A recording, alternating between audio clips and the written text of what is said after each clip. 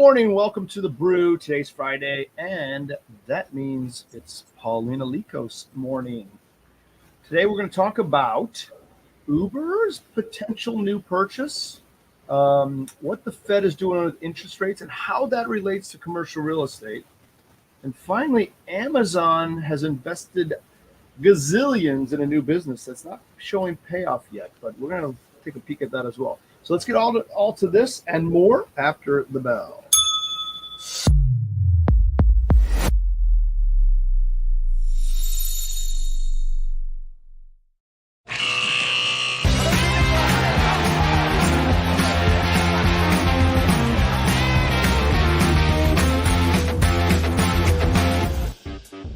Oh, there. Yes. Yes. There it is. There it is. There it is. I swear I knew it. This is new. I love it. It's great. I think we'll have to ask Luis afterwards. I think that was newer. That was cool. How are you, Paulina? Welcome. Good morning. All that Good kind of morning. stuff. The week is almost over. We're looking at the weekend again. I know. It's the best way to end the week. I agree. Couldn't be happier. Okay. Oh, by the way, you said at pre-show that you like my new mug. You have one of these little bad boys. I have the exact same one. I love it. Yeah, it's nice. And you said it's sort of a hot mug for you, meaning for hot drinks, coffee. And I only use it for water, and it keeps my ice overnight in there practically. It's unbelievable. It's crazy. Yeah, it keeps my coffee hot like throughout the entire morning. I love it. Love it too. Okay, let's get to it. So let's tackle Uber first. So they're interested in a pretty big purchase, which I would think would be a big purchase. What are they eyeballing here? Yeah, it would actually be their largest acquisition ever. So Uber is looking to buy Expedia. Wow.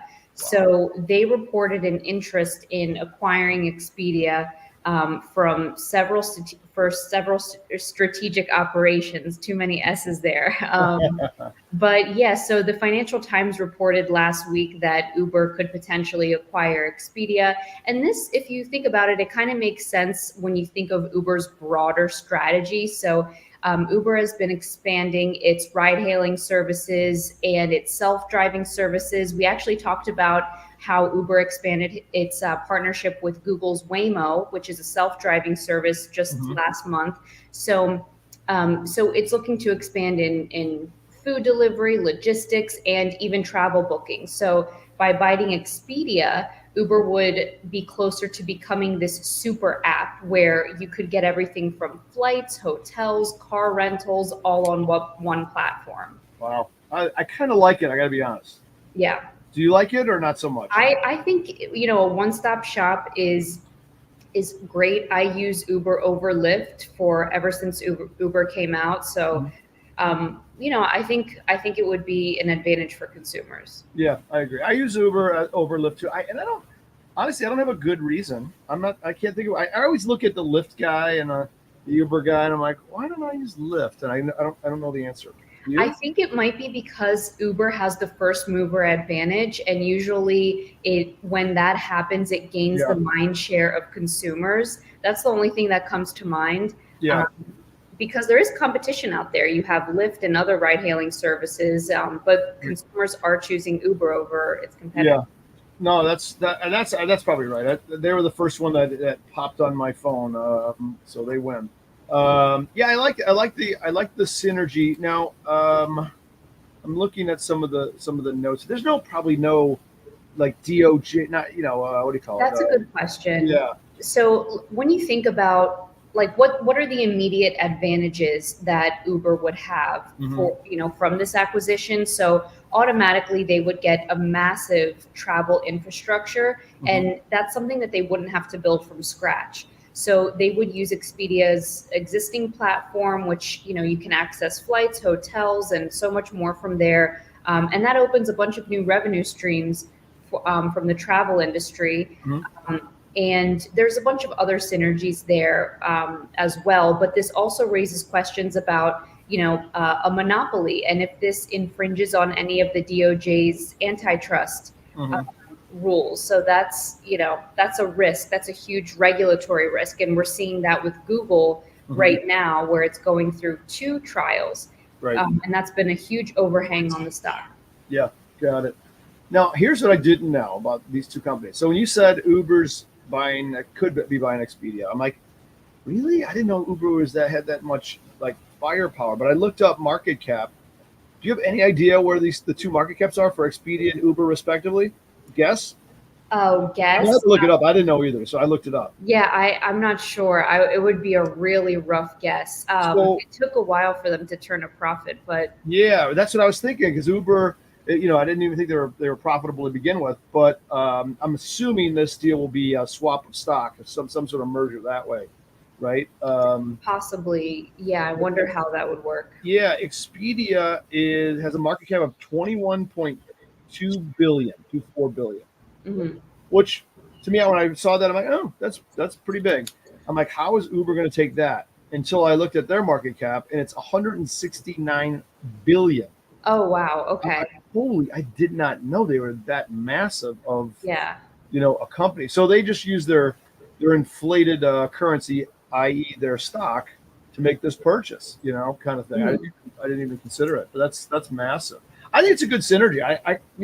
Without if you didn't tell me this in the notes, I would think this would not have been even remotely possible. But I actually do like it. I think.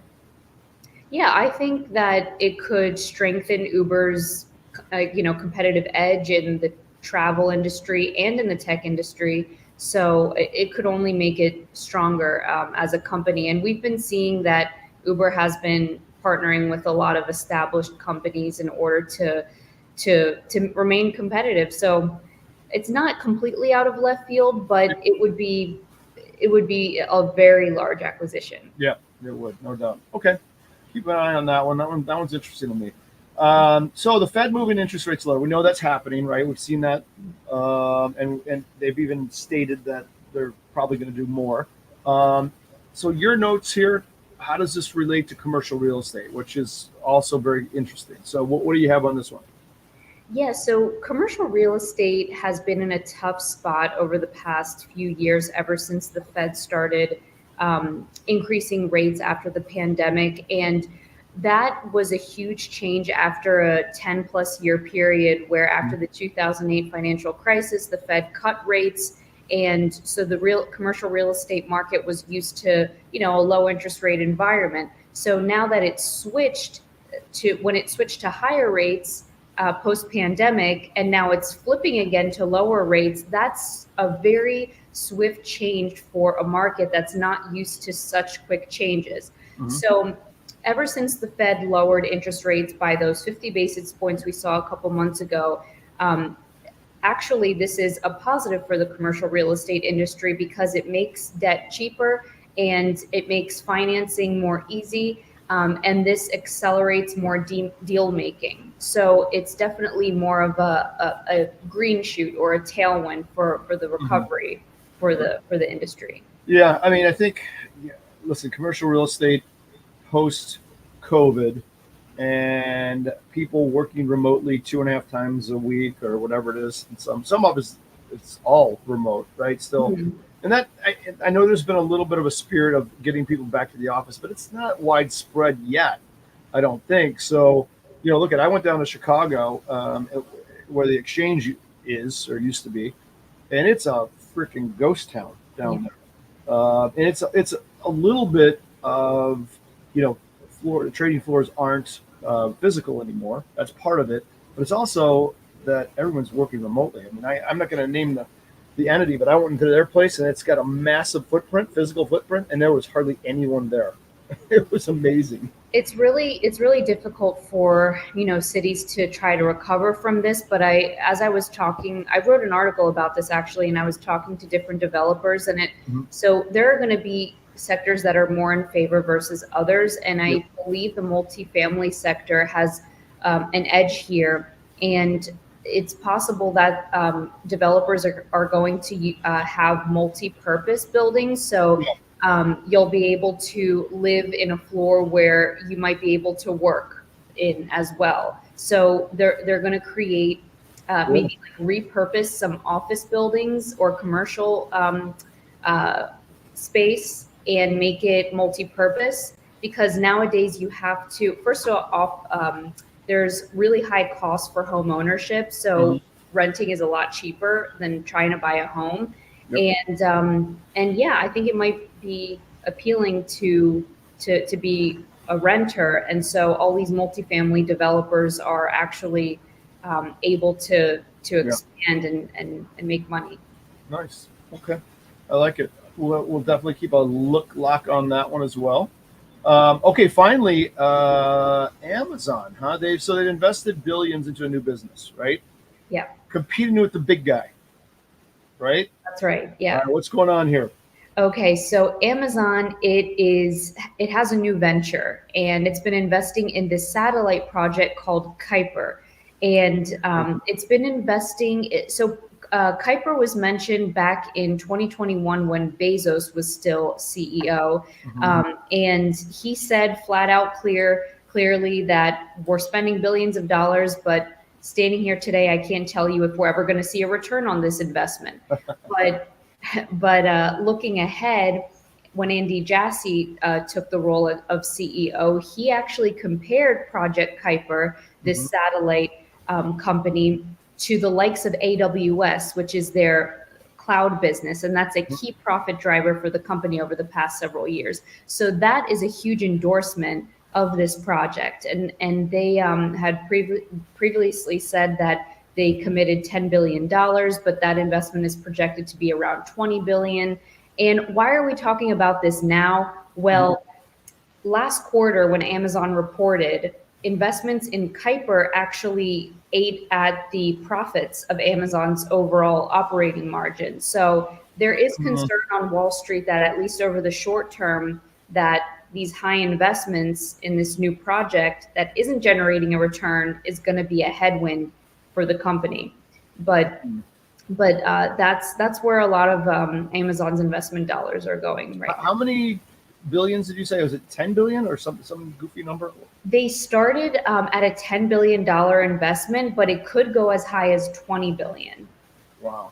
Yeah. It still assumes like a rounding there to Amazon, but yeah, I don't know. And so this is going to compete with Elon Musk's Starlink, right? Correct. Is that the idea? Yeah, so a lot of people are comparing Kuiper to Starlink, which is SpaceX's satellite system, and so Starlink started in 2019. It didn't make money until this year. So 4 years later, it's projected to have a revenue of $7 billion. So that's a good return. And it shows that there's potential for Kuiper to make some significant revenue in the future. So I think investors just need to be a little patient, and then once time goes by and it's actually launched, then I think that there'll be more confidence in the project. Sure. So this is a direct competitor then to Starlink, right? And yeah, so it's this. Global broadband access for it says that it's for underserved communities is what I'm getting out of that. I don't even know what that means. Does that mean like in the poorer regions of the world and country, or is it something else that I'm missing? Yeah, that's exactly what it is. So the whole argument here for Amazon is they want to help the 400 to 500 million people around the world that don't have access to the modern, internet service that we enjoy today, to access all the state-of-the-art technology. So this will give them an opportunity to operate their businesses, homes, and governments more efficiently. And the way they would make money through Kuiper is through subscriptions. Okay. So that's how the revenue would come. I mean, that's not going to be much different from Xfinity or any other internet service, right? You pay a monthly fee.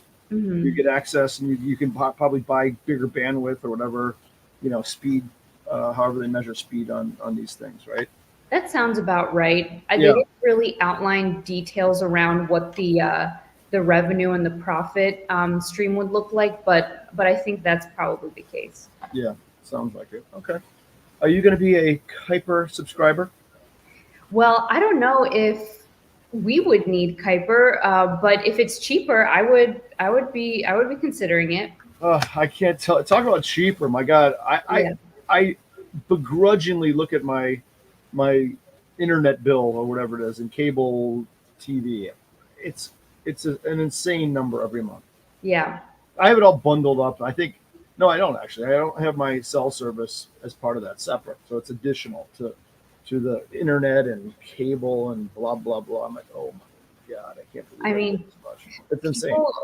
We're at the stage where a lot of people, especially those who are paycheck to paycheck, they're pinching pennies. So if there is a cheaper alternative, then I think that people will absolutely consider a new service. Yeah. Well, I'm going to consider one because I think I watch 4 channels, maybe 6 on the high end. Yeah.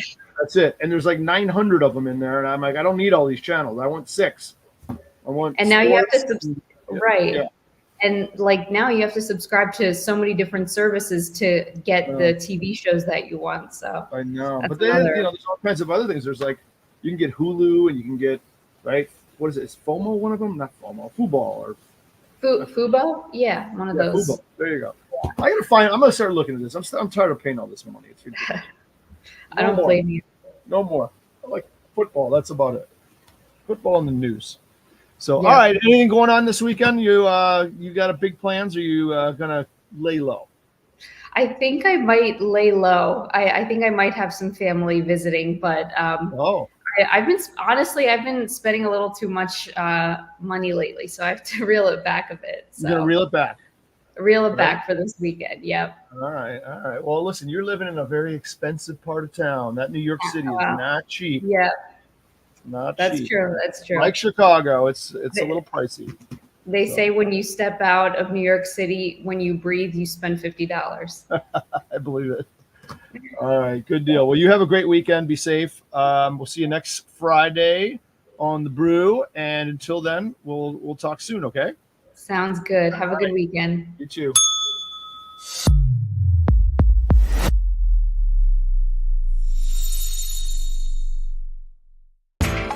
You know how the financial world goes. Here comes the buzzkill.